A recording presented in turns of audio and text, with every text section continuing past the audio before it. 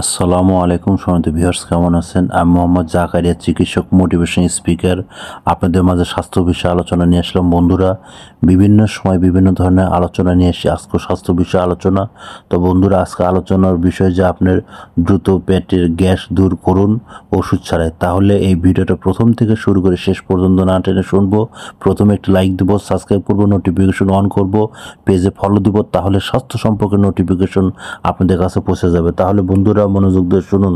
পেটের গ্যাস ওষুধ ছাড়া কিভাবে আপনার ভালো করবেন। বন্ধুরা, গরম পানিতে 1 চিমটি জিরার গুঁড়া মিশিয়ে পান করুন। আদা চিবিয়ে খেতে পারেন। পুদিনা পাতা, চায়ের পাতা মিশিয়ে খাবেন। 1 গ্লাস পানিতে কালো জিরা মিশিয়ে খান। বন্ধুরা, এই নিয়মে সকালে বা রাত্রিতে আপনার নিয়ম পালন করতে পারেন। আর আমাদের ইউটিউব চ্যানেলের মধ্যে ঢুকবেন এবং গ্যাস কীভাবে আরও ভালো করা যায় এর ভিডিও আপনারা দেখতে পারেন।